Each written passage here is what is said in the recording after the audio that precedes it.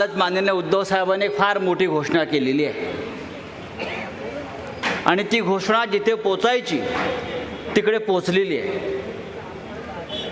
तुमचे नरेंद्र मोदी काय म्हणतात, अब की बार 400 पार.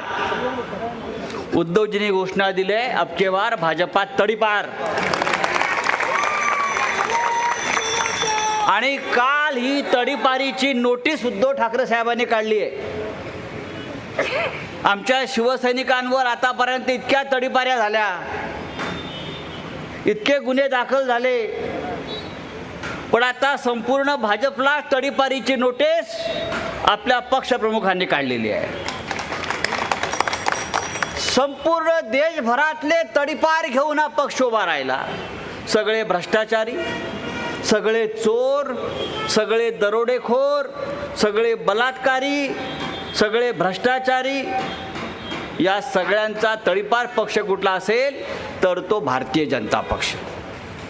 अशा भारतीय जनता पक्षाला या महाराष्ट्राच्या मातीमध्ये स्थान मिळू नये, हा पक्ष इथून कायमचा नेस्तनाबूत केला पाहिजे.